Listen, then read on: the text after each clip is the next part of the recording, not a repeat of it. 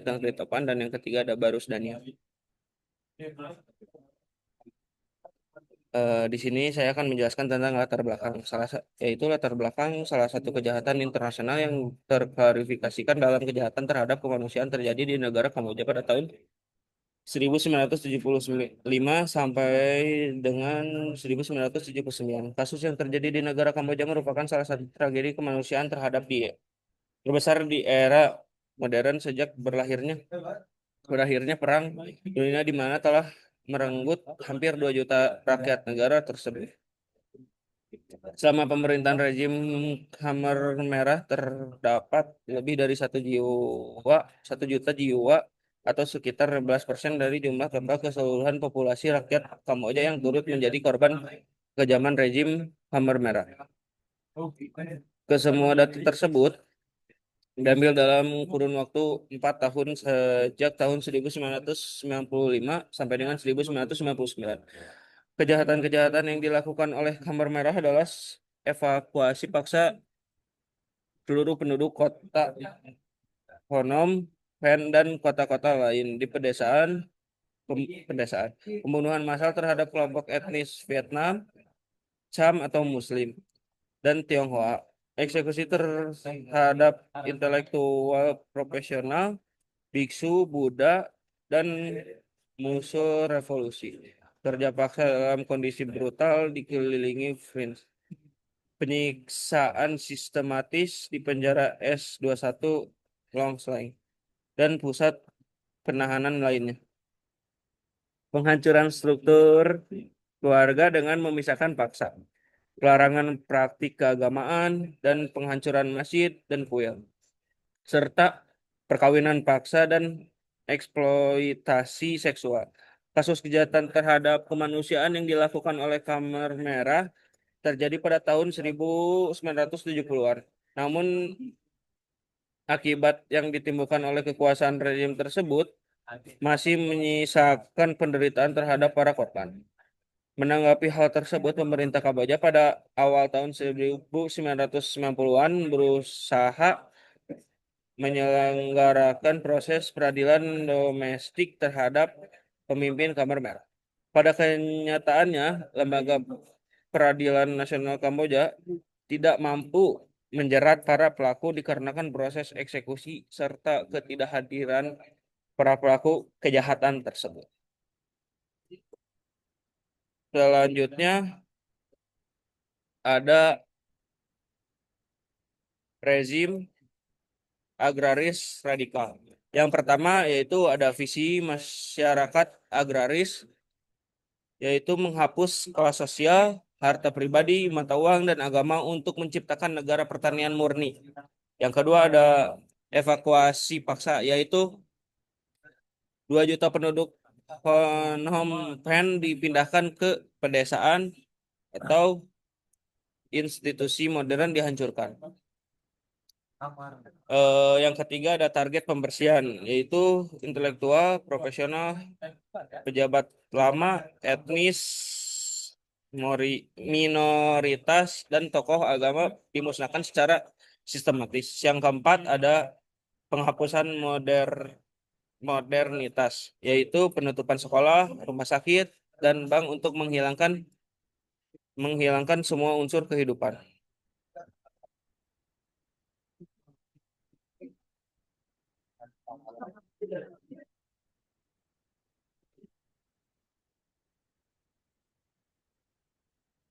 Oh, maka.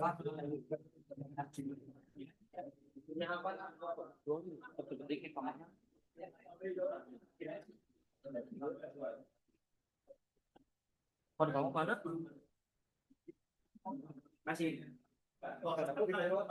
Selanjutnya ada pembunuhan massal yang dimana memakan korban 1,7 hingga 2 juta orang. Nah, pembunuhan massal ini yang pertama ada etnis Vietnam, Cham, dan Tionghoa menjadi target utama pembersihan etnis oleh rezim Khmer Merah. Dan pusat eksekusi juga terdapat 189 lokasi penjara termasuk S21 Tuol Sleng dengan hanya 12 dari 17.000 tahanan yang selamat. Dan juga pada kejahatan merah ini ada juga kerja paksa yang disebut killing fields yang menjadi lokasi kerja paksa brutal yang menyebabkan kematian massal penduduk Kamboja. Ada penghancuran budaya yang dimana agama dilarang, institusi budaya dihancurkan sebagai bagian dari ideologi agraris radikal Merah. Selanjutnya ada pemeriksaan kelompok tertentu yang pertama ada etnis Vietnam, kelompok minoritas yang menjadi target pemeriksaan sistematis oleh rezim Merah. Yang kedua ada etnis Cham, komunitas Muslim yang mengalami pembunuhan massal karena identitas agama dan budaya mereka. Yang ketiga ada etnis Tionghoa, kelompok yang dianggap kapitalis dan dimusnahkan secara sistematis oleh rezim Pol Pot. Ya. Dan yang terakhir ada intelektual dan profesional yang dimana target utama pembersihan karena dianggap sebagai ancaman terhadap ideologi agraris radikal Merah. Dalam aspek hukum internasional, pada kejahatan Merah ini juga terdapat ada prinsip non retroaktif yang dimana ICC hanya mengadili kejahatan setelah Juli 2002, sementara Merah terjadi pada 1975 hingga 1979. Keanggotaan Kamboja juga bukan negara anggota ICC saat kejahatan itu terjadi. Dan kami di sini memiliki solusi alternatif yaitu pembentukan ECCC sebagai pengadilan hibrida hasil kerjasama PBB dan pemerintahan Kamboja. Yang selanjutnya akan dijelaskan oleh teman saya.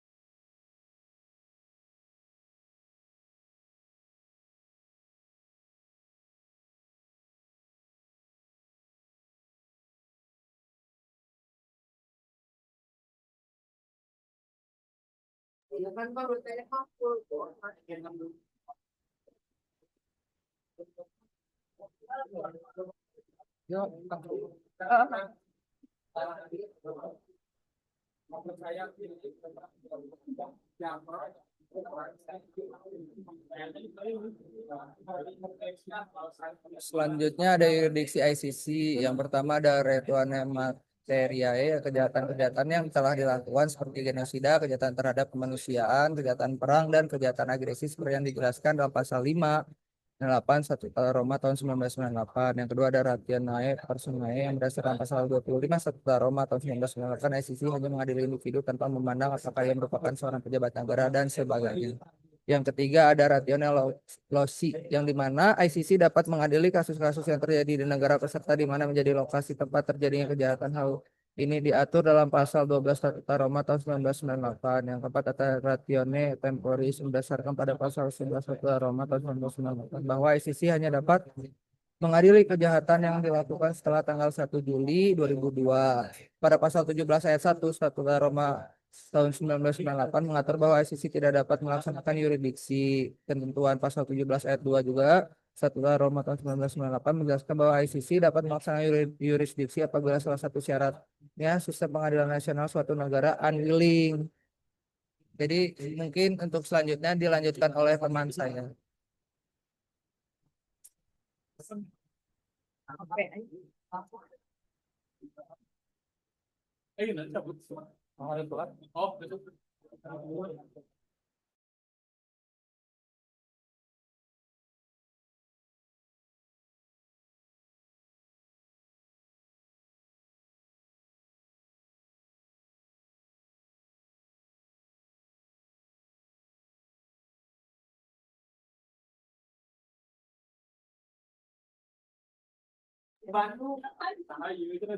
Baik, selanjutnya tentang penegakan keadilan. Kejahatan Khmer Merah di Kamboja merupakan pelanggaran HAM berat yang menewaskan jutaan jiwa dan dikategorikan sebagai genosida serta kejahatan terhadap kemanusiaan berdasarkan hukum pidana internasional.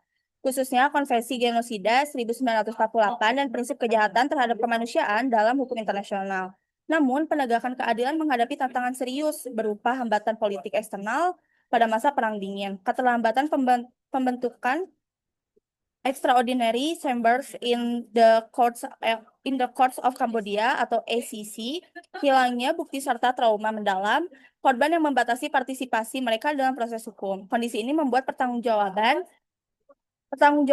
hukum tidak sepenuhnya menjangkau seluruh pelaku dan menimbulkan keterbatasan dan pemulihan hak korban. Oleh karena itu, keterbatasan dan pemulihan hak korban oleh karena itu, keadilan atas kejahatan Khmer Merah tidak hanya bergantung pada mekanisme peradilan, tetapi juga menuntut rekonsiliasi nasional dan pendidikan sejarah yang komprehensif sebagai fondasi moral dan hukum untuk mencegah pengulangan kejahatan serupa di masa depan.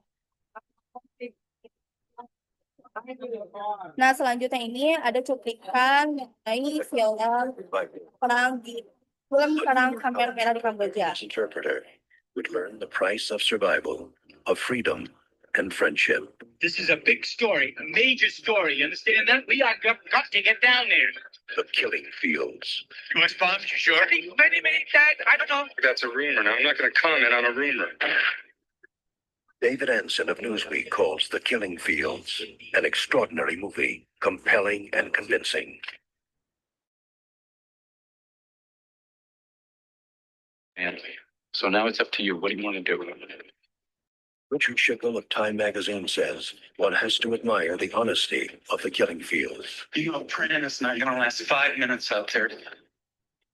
Pat Collins of CBS Morning News calls The Killing Fields unforgettable. And People magazine says if you see no more than one film a year, make it this one. Why didn't you get him out when you had the chance? You had no right to keep him there. Stephen Schaefer of Us Magazine calls it. Terima kasih.